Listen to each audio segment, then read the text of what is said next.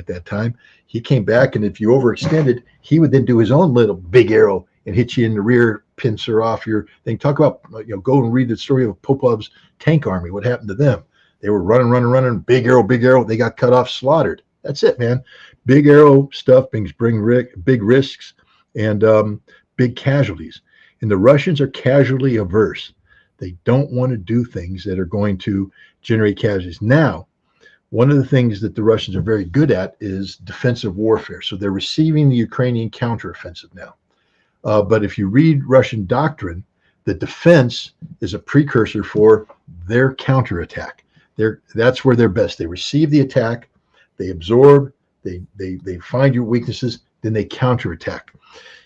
The Russians right now are in the business of attriting the Ukrainians down to as close to zero as can be. I think that when they do their counterattack, and I believe they will, they'll wait for that time when the Ukrainians have been so demoralized, so decimated by the horrific casualties that they're suffering, that there will be a collapse. And then when you have a collapse, that then generates big arrow. Now you're processing prisoners of war. We saw that in the Gulf War when the Iraqi army collapsed, and we started processing more prisoners than we were killing people because they just gave up, and we were suffering virtually no casualties at that point. So I think it's a matter of timing, but the Russians aren't going to do your classic World War II big arrow where you're grinding through offenses. Again, just go and study the history. And it's not just the Russians. Study everything we did. Every big arrow offensive that took place, the people doing it suffers a lot of casualties. The Russians just aren't ready to suffer those casualties for territorial gains. There's some political objectives they want met, but I don't think you're going to see the Russians suffering, willing to sacrifice 1 million people to take Odessa. If they can take Odessa with minimal casualties, they will, but they're not going to sit there and throw their army at the way they did in World War II. Those big arrow days are over. Scott, one of our regulars is scared. So hopefully you can either calm her down and tell her there's nothing to be scared about, or if she has reason to be scared, maybe you can give her some advice on how to cope with it. Hi, Scott. Hi, Jeff. And hi, Maverick. I hope Maverick's there. It's Carolina Eva again, and I was watching Ask the Inspector so many times recently, and you said something, and not only you, Jackson Hing too, and they said that in the Ukrainian labs, Victoria Nuland's labs, or whatever you want to call it, that they tried to create something that would attack Slavic DNA. I'm so scared, Scott. I need to say I'm scared as hell because I'm as Slavic as you can get. I'm Polish and I'm Russian, and Slavs are the biggest ethnicity in Europe. I'm scared. Do you think they actually created something? Oh, and also I just bought a book, Goodbye Eastern Europe: An Intimate History of a Divided Land by Jacob Mikanovsky. And I'm going to give my review and maybe a Okay, the app cut her off. I did not cut her off. Go ahead, Scott. Well, look forward to hearing the review of the book. That'd be pretty cool. I'm always interested in books and reading and all that. That's my hobby. Look, the biolab stuff's real. I wish I could say something different. The documents that the Russian government claims to have seized when they took over these biolabs appear to be authentic. The Russian government has published these documents, and there's been some assessment of these documents. When the Russians tried to bring this up in the Security Council, the United States blocked it. wouldn't allow it to happen. And in the United States, there's just no nobody wants to investigate this. Nobody is saying, hey, let's find out the truth. So we're sort of a prisoner to, the documents that are in the possession of the Russian government and their interpretation of this. Is my take, but again, I say there's somebody that is only working off the data that's been provided by the Russian government on this. It's clear there was research. It was clear that there was contracts signed and implemented that sought to isolate a virus that could be modified to impact a certain segment of society, namely Slavs. And then that was linked to potential vectors. And I think they were talking about using migratory birds as a vector to take them into Russia and all this stuff. Now, here's the thing. That was never acted on. So rest easy. Didn't happen. It was a plan. It was a contract. They were working on it.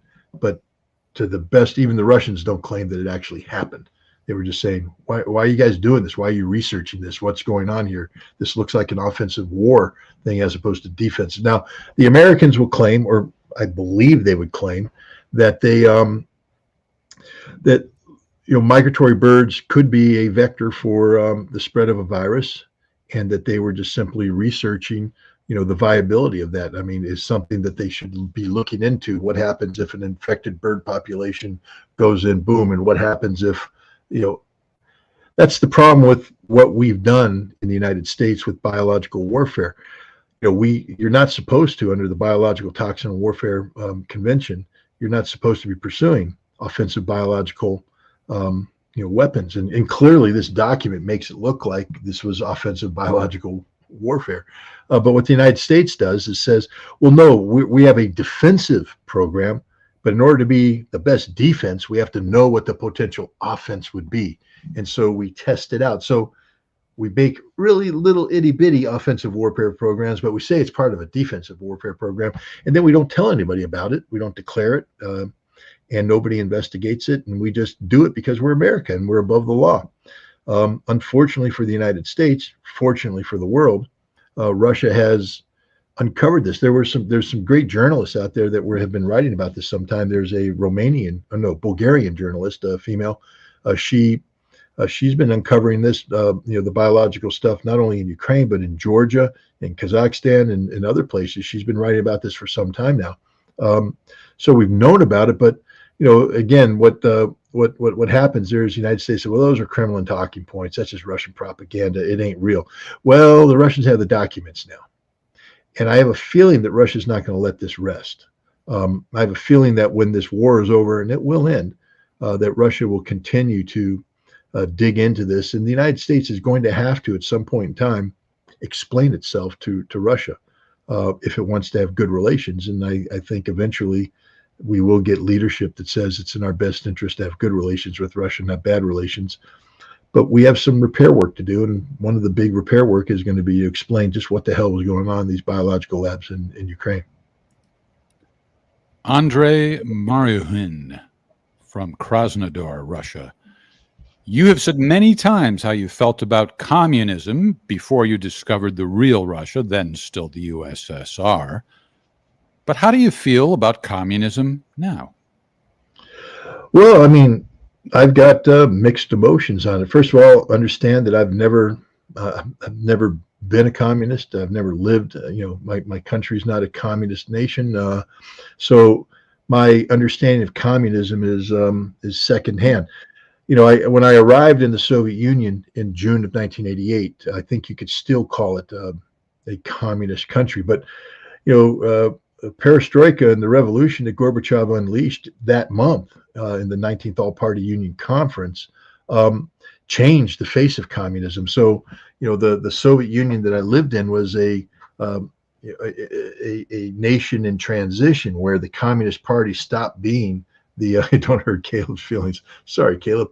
The Communist Party stopped being, the only show in town. They had an election in March of 1989 where non-Communist Party members could run. The the newspaper started, writing critically of the Communist Party. People started challenging the Communist Party. And so I can't say that I experienced, Soviet communism by 1989, 1990. It had dissipated. It was something different. My wife's from the Soviet Union. She grew up in communism, and she'll tell you straight up that she had a very pleasant childhood. That all the propaganda that's out there about the Communist Party and everybody's scared and all that. That's not the childhood she had. She had a normal childhood with people who were, out there living, doing what kids do, doing what teenagers do. It's a different system, but it wasn't unpleasant for her. She remembers it fondly. So, the idea that everybody lived in horror and terror in this dark age is just, isn't true. People have different opinions of communism. One of the things that I found is the more orthodox you are, the more you don't like communists, because the communists were pretty much making you deny your orthodox religion, blowing up churches, closing down churches, converting churches into other things. And when I visited Russia this last time, I found a large number of religious Orthodox Russians were resentful of communist times. I also found a lot of people who sort of look at what Russia's become, the sort of free-willing capitalism, a lot of corruption, and there's a lot of people saying, it sort of had it more smooth running under communism than it is today. So there's mixed emotions. What's my opinion of communism? I'm not afraid of communism. I think communism is a system. First of all, I don't think the Soviet Union was ever pure communism. I think it was socialist, communism in name only. I think people and governments have to pick the system that works best for them. In America, we Adam Smith, free market, economic elites. What the hell do you think Alexander Hamilton was all about? The clashes between Hamilton and Jefferson, sort of defined this country, but the elite won out, not the average person. So we went a different tack, and that's how our country is defined. It's defined by sort of the antithesis of communism. If you take a look at the development of labor unions in the United States, the industrialists, the capitalists, sought to crush the unions because they feared that would inject, Bolshevism and communism and socialism into the mix. So we've been pushing back on that a long time. You go over to other places, in Europe and in Russia, and you see a different history. You see the communists coming, especially in Russia, coming to the forefront and being given a shot to run their country. My opinion of communism is, if it works for you, go for it. I don't fear communism. I'm not afraid of it. I'm not going to condemn it because it's a system. And if the system works for you, that's good. I mean, people can look at America today, and I think it's a fair question. Is capitalism working? I mean, it's working for some people. Some people are making a lot of money. But is it working for the average American? And I think that's a debatable point. Could it be made to work for the average American? Maybe, but there's a lot of greed involved. Sometimes people might say that, and the other thing is, for a purely capitalist country, we have a military-industrial complex that might as well be communist, because all they do is suck off the government tit. They get taxpayer money gifted to them over and over and over again. It's not like they're out there earning this money. They're being given this money as part of this system that sounds an awful lot like, 5-year plan, 10-year plan. So, beware of labels. It's about what's really happening, not what the label is. Yeah. So, my opinion of communism is, I probably have to learn a lot more about it. I can't claim to be the world's expert on communism. And B, what works for you may not work for me, but that's your business. You do what you want to do. I'm not opposing communism. I'm not running against communism. I'm not embracing communism. It's a political system. That's it. We haven't heard from Sarah Allard in a while, so let's reconnect with Sarah right now. She's in the Netherlands, and her question is, what's going on with all the U.S. ambassadors across the globe? Surely they're informing their government of the realities of the war in Ukraine and how the world sees the conflict. How can the Biden administration just ignore the information coming out of U.S. embassies? Well, I mean, let's just take a look at U.S. ambassadors. The Biden administration is in 100% control of these people. So it's not like you have a free thinker out there. They either are career State Department people who have been, carefully vetted for this position. They have to go before the Senate. They're asked questions. I can guarantee you the Democrats would not allow somebody who is against the policies of Biden to become an ambassador, or their political appointees, fundraisers and people like this who, are given this job as sort of a thank you very much. They're not going to go against Biden. They all work for the president. They all are responsive to the Secretary of State. The Secretary of State, the job of the ambassador is twofold. It's to, of course, report back what's going on, but also to be the salesperson for American policy for America. So, these people's job is to be a salesman, and their job isn't to spread the truth. Their job is to implement U.S. policy. And so I don't think you're going to see too many ambassadors, trying to tell the truth to undermine Biden's policy. I think what you're going to see is that they were selected because of their willingness to play the game according to what Biden wants. And on Ukraine, I think you're not going to see a big revolt, at least not yet. This isn't like Iraq. In Iraq, there were a handful of diplomats who resigned, who did the right thing out of protest, but a handful. The vast majority of them just continued to do their job. And here, I think basically, these people, I haven't seen anybody jump ship yet. Now comes a voicemail message from a gentleman who calls himself Tim Liveright. That is one of those names that could actually be his real name.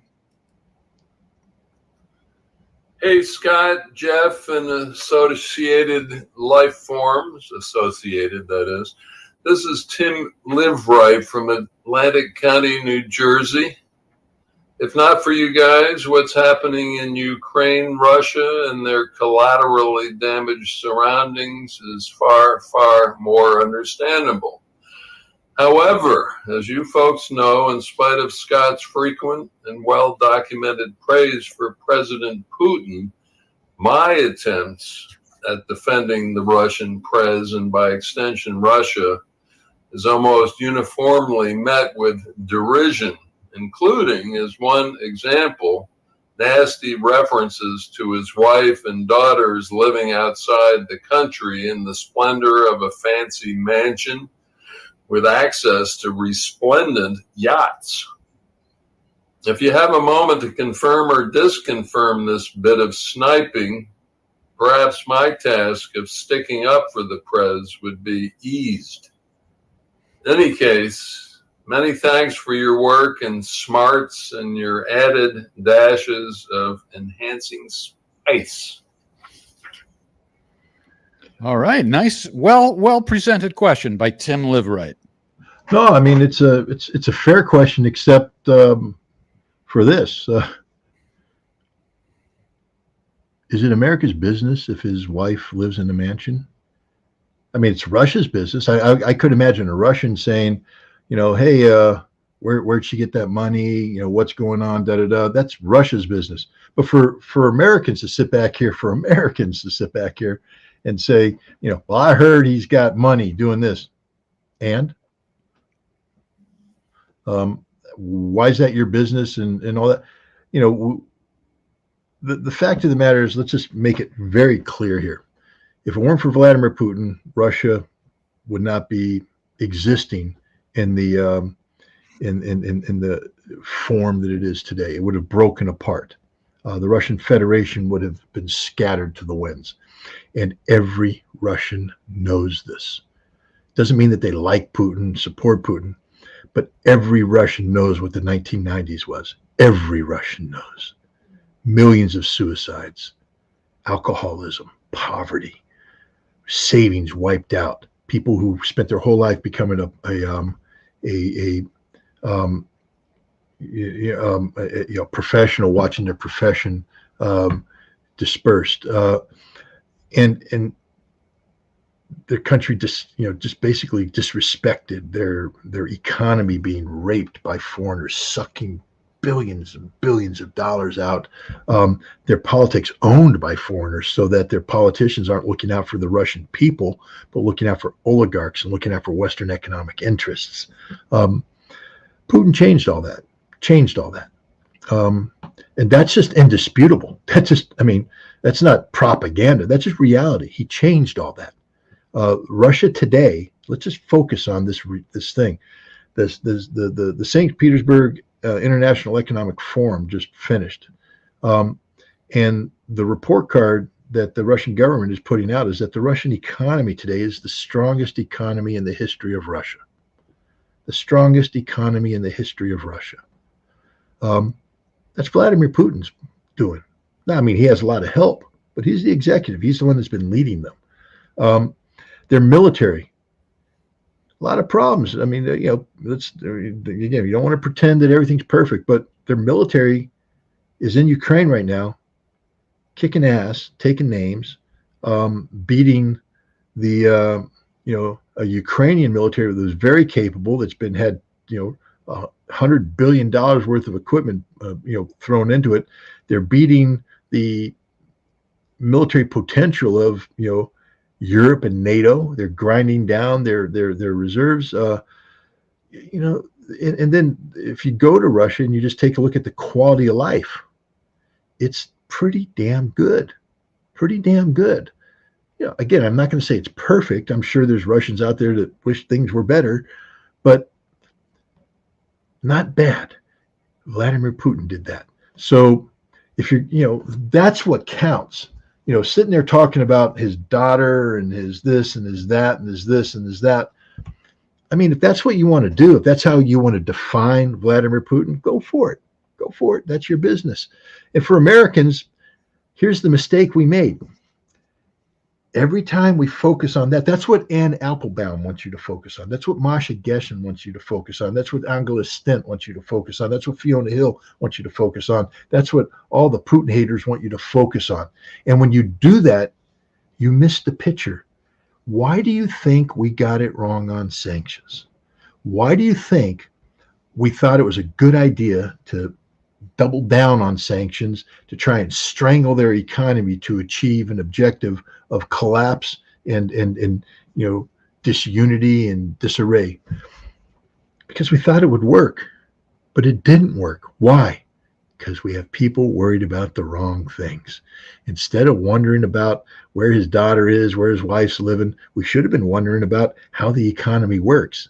We have again, because we allow ourselves to be sucked into this vortex of propagandistic sniping, we become susceptible to when people like John McCain and Lindsey Graham go, hey, Russia's just a gas station disguised as a nation.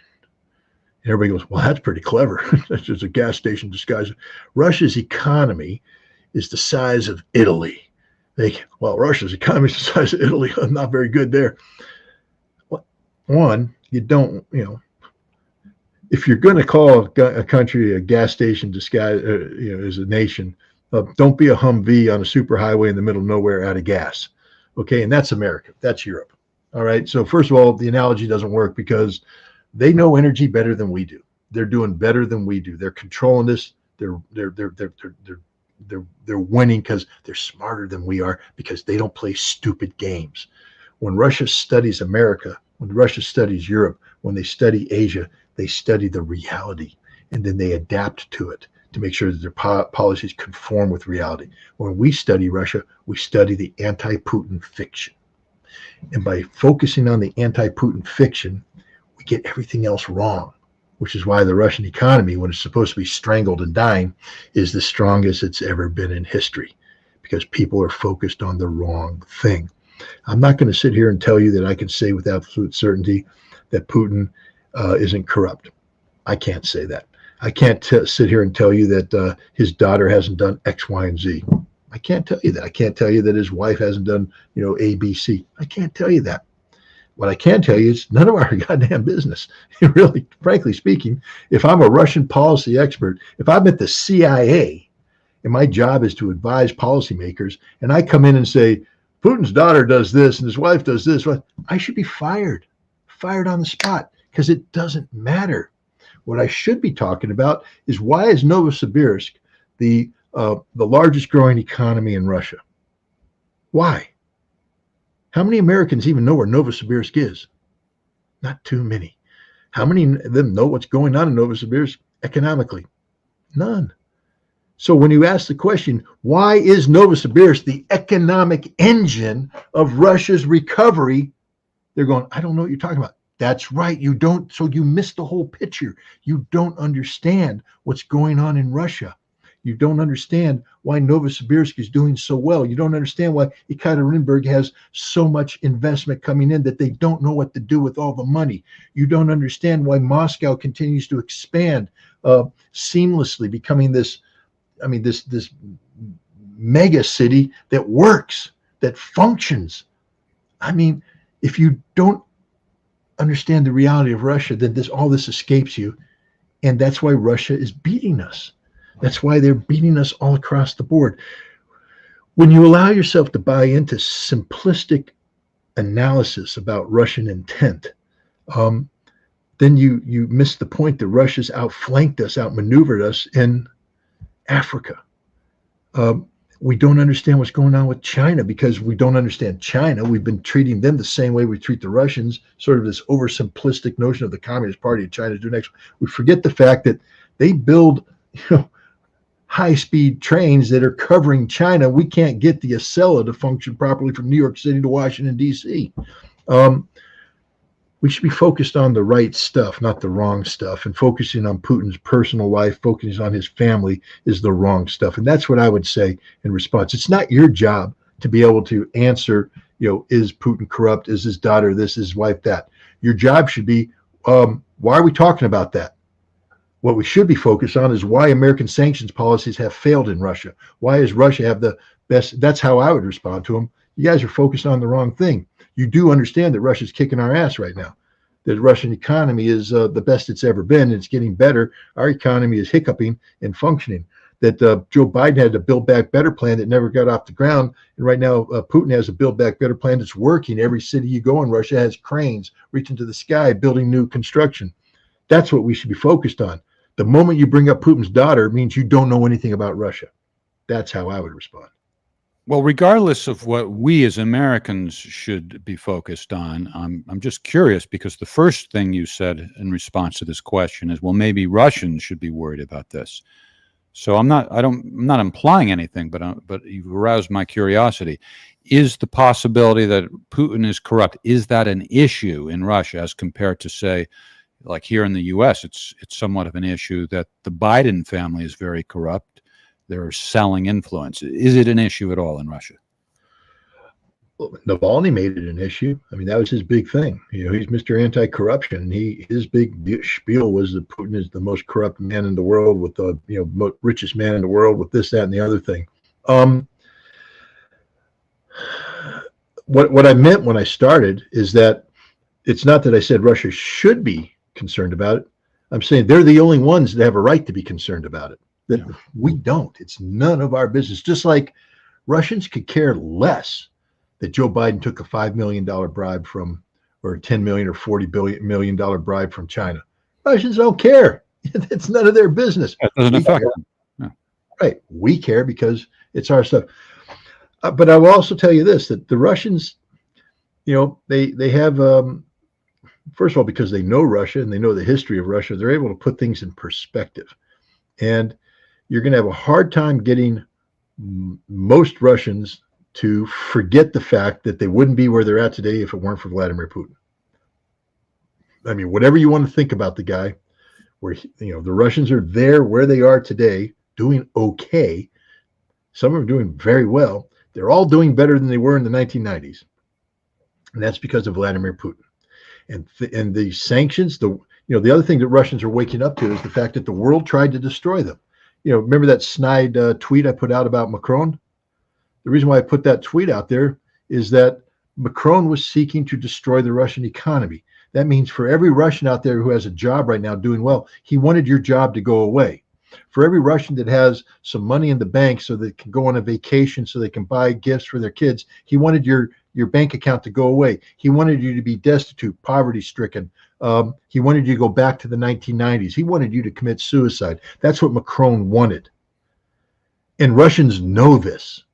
They know this. They know what the 90s was like. And they know that if they don't have strong leadership, if they don't have effective leadership, that they could go back in that direction. And Vladimir Putin is preventing that from happening.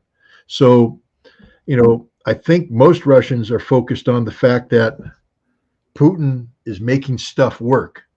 And we're not worried about that other stuff yet. I mean, maybe at some point in time, that's an issue that will come up. But right now, that's just not their excitement level. Their excitement level is how do we keep this economy moving forward? How do we prevent the West from strangling us? How do we win the war in Ukraine? How do we get engaged in the Eurasian Economic Union, this new hyper economic engine that's going to be churning out wealth for the people who are investing in it, including Russia? That's what they're focused on. Look, when I drove down towards Sochi, everybody was sitting there going, over there to the left, there's one of Putin's dachas, and I'm like, and they're like, don't worry about it, just keep going. I think I think people are aware that there's the potential for something, but I don't have any evidence of that. I know Navalny has published a lot of stuff, but Navalny works for the CIA, so you have to treat everything he says with a heavy grain of salt. But again, it's just not the Russians' excitement level. And we would forgive. I honestly believe that most Americans wouldn't give a damn about Joe Biden, about Hunter Biden taking $5 million from the Chinese if their 401ks were through the roof, if Build Back Better was happening, if we're all driving on super highways, we get on the high-speed train and we're getting to LA in an hour, no problem, no pollution, no homeless, no all this stuff. We'd be sitting going, who cares? Life is pretty good right now. Joe Biden did that. But instead, we're like looking at the exact opposite, collapsing infrastructure. And we took a look at Biden and suddenly corruption becomes a thing because we're like, that sort of defines the guy. I'm not saying that you turned a blind eye to corruption, but your people have priorities. And right now, the priorities in Russia aren't to turn a magnifying glass on Vladimir Putin. The priorities are to hope that Putin continues pushing Russia down the path that it currently is on, because it's a path to success. Judge, my physical and mental, my physical as well as my mental fitness.